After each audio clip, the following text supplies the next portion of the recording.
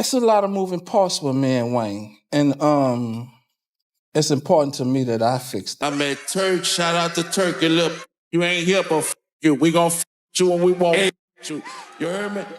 Damn. We gon' f with that bitch when we won't. Looks like Lil Wayne's finally done acting like everything's all good. After Birdman went off on Turk during that wild Cash Money versus No Limit versus Zoo's showdown, fans started reading the room, and Wayne's silence said everything. This one cut deep because these dudes weren't just label mates. They were brothers, the Hot Boys. They came up together from nothing, building an empire out the mud. For years, Wayne stood by Birdman like he was his pops, defending him through every storm. But this time, that silence hits different. And honestly, it should. Because when you really look back at the money drama, the lawsuits, and the disrespect, it starts to feel like Birdman didn't just mess up friendships, he tore apart the legacy that made Cash Money the powerhouse it once was. Hot Boys was you, Dooney, Sterling, and Mosquito. Well, it was more than that, but everybody started going to jail, started hanging out. So now we got to talk about how Birdman went from being the man who created the Hot Boys to the reason they might never be the same again. The moment that flipped everything happened at Complex Con during the Cash Money versus No Limit versus Showdown on October 25th, 2025. Fans pulled up expecting a nostalgic celebration. Old hits, surprise reunions, good vibes, but what they got instead? Total chaos. Out of nowhere, Birdman snatched the mic and turned the whole room upside down. He screamed, "Shout out to Turk, you a little B-word. You ain't here, we gonna F." Y'all see this shit, man. Y'all see what's going on.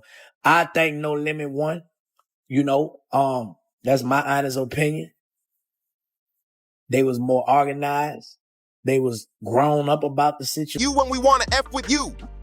The crowd froze. Nobody could believe what they just heard. It was like time stopped for a second. Then boom, social media went into meltdown mode, clips flying everywhere, fans losing their minds. People went wild tagging Turk nonstop, digging up old interviews and flooding his comments like, "What happened this time?" The internet couldn't stop buzzing. Later that night, Turk hopped on live, calm on the surface, but you could tell he was done with the disrespect. He wasn't yelling or throwing shade, just dropping facts. Then he said that one line that shook the room, "Give me my percentage." Boom! That hit like a truth bomb.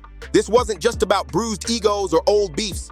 This was about money, loyalty, and promises that never got kept. Fans started putting the puzzle together. If Turk's still out here fighting for his cut, maybe Birdman's been running the same shady game the whole time. And while everyone was losing it online, Wayne stayed silent again, and somehow that silence spoke louder than words. To really see how deep this mess goes, you gotta rewind way back, before Cash Money became the empire everyone knows today. The name Hot Boys wasn't some fancy label idea cooked up in a boardroom.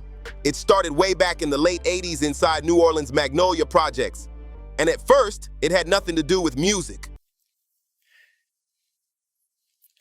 I understand our language, you feel me? But I got to say this for me. So I'm just gonna leave it at that. Y'all know y'all can't f with me when y'all wanna f with me. And I just wanna leave it at that, man. Like we gotta stop sending out these mixed messages to people because y'all, you know, don't do that. You know what I'm talking about? Respectfully. The original Hot Boys were real street legends. Sterling, Donnie, Mosquito, and Terrence Gangster Williams, who just happened to be Birdman's older brother. These dudes ran the city. They were feared, respected, and talked about like myths in the hood. Their name carried serious weight long before a single beat dropped. But that story turned dark real quick. One by one, the original Hot Boys either got killed or ended up behind bars. Only Gangster Williams made it long enough to see Birdman flip that name into something totally new. A music brand that would change hip-hop forever. So when Birdman later brought back the Hot Boys name for his new rap group, it wasn't some random move. It was calculated. He took a street-born legacy and turned it into an empire that blended danger, fame, and raw New Orleans energy. And that legacy, it became both a blessing and a curse. By the mid-1990s, Birdman and his brother Slim had officially built Cash Money Records, and to keep the label alive, they needed a crew that truly repped New Orleans the way the originals once did. That's when Lil Wayne, Juvenile, Turk, and BG stepped in, the new age Hot Boys. They had the look, the hunger, and the fire that made people say, "Yeah, this is real." Birdman saw straight up dollar signs the moment he put the new Hot Boys together. He hyped them like legends before they even hit the charts. Suddenly, the crew was everywhere, on mixtapes, on every stage, rocking heavy chains, pulling up in flashy cars, and shouting out loyalty to Baby like it was gospel. And guess what? It worked. I love though, we ain't doing no tripping over here. Big YNT, man. You know, YNT. That's what's going on over here. The Hot Boy Derek was one of the first ones in the city that had a little backpack with the money and all that in the city. But yeah. Albums like Get It How You Live and Guerrilla Warfare turned them into full-blown superstars. But that loyalty, it came with a price. Birdman kept tight control over everything. Contracts, royalties, publishing, all of it ran through him. He owned the dream, and the Hot Boys were just living inside it. At first, nobody questioned it. Birdman was the boss, the father figure, the man with the vision and the money. But once those big checks started rolling in and the numbers stopped making sense, cracks started to show. And fast, Juvenile was the first to walk away, calling out missing payments and shady accounting. Then BG followed, straight up calling Birdman a crook. Turk ended up locked up for a while, and when he finally came home, he realized the money he thought was waiting for him, gone, like it never existed. Through all that, Wayne stayed loyal, at least on the surface. He defended Birdman in interviews, calling him Pops, and refusing to throw dirt on his name. But behind the scenes, even Wayne started noticing the math wasn't adding up. Something in the empire he helped build wasn't right. And deep down, he knew it. Birdman wasn't just the CEO, he was the gatekeeper. The moment you question him, your whole career went cold. Wayne might have been the youngest in the crew, but he wasn't blind. He saw exactly what happened to the others, and quietly he started planning his own way out, one that would shake up the entire hip-hop game. By 2015, Wayne had reached his breaking point. He couldn't take the broken promises, the delayed projects, and the shady money moves anymore, so he made his move. A massive $51 million lawsuit against Birdman and Cash Money Records. Wayne claimed he was owed an $8 million advance, plus another $2 million once Thug Carter Feeve was finished. And that wasn't all. Birdman was also accused of holding back profits from Wayne's own label, Young Money Entertainment. Basically, Birdman was stacking the cash while Wayne kept the whole empire alive. Of course, Birdman denied it all, saying he never held Wayne's music hostage. But behind the scenes, Wayne was heated. His most anticipated project, Thug Carter Feeve, was trapped in limbo for years because of the same messy business. Fans were begging for it, but the paperwork drama kept killing the release. Besides that, you got the Wayne, Drake, Nicki, the Hot Boys. Before that, the Ross, and Cali, all them niggas come from under my umbrella. Every last one of them niggas. Ain't too many niggas ain't been up under my umbrella. If they say it or don't say it, all them niggas. Then finally, in 2018, they reached a settlement, rumored to be worth over $10 million. But in classic Birdman fashion, he later went on to brag that he gave Wayne somewhere between $400 to $500 million, a claim that had the entire industry shaking their heads like, yeah, right. Yeah, Birdman and Wayne might have hugged it out for the cameras, but fans could see straight through that. The piece looked cool on stage, but everyone knew it was surface level. The kind of truth that looks good in photos but still burns underneath. To be fair, Birdman's been trying to defend himself, at least in public. For years, he's claimed that everybody got paid and that people just don't understand the business.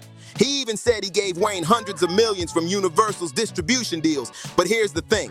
Every time he starts talking numbers, those digits never match the receipts. Something just doesn't add up. And what makes it worse? He keeps flaunting his lifestyle like nothing ever happened. Private jets, diamond watches, luxury cars, expensive gifts, you name it, he's showing it off. Meanwhile, most of his old artists are either trying to rebuild their lives or still waiting to see the royalties they were promised. That's the part that really cuts deep. The man who built an empire on loyalty and family seemed to forget what that word even meant once the money started talking. Just when things started to cool down though, boom! In 2022, here comes Terrence Gangster Williams, Birdman's older brother, one of the original Hot Boys. After serving over 23 years behind bars, he finally got released, and the whole city was shocked, even Birdman himself.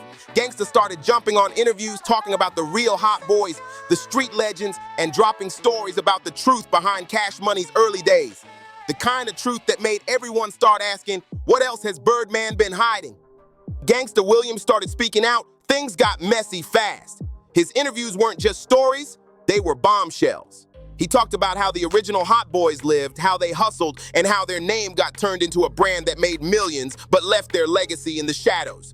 Fans started connecting dots again, wondering if Birdman had built his whole empire on other people's pain and silence, Then came the real tension. Birdman didn't like how his brother was talking. He refused to acknowledge Gangsta's release for months, and when he finally did, it was cold and distant. People online started whispering, saying, "How you ignore your own blood after 23 years locked up?" It made Birdman look heartless. Gangsta, on the other hand, kept the pressure on. He said he wasn't out to beef, just to tell the truth. But every interview made Birdman look worse. He even hinted that the business side of Cash Money had deeper secrets than anyone ever knew.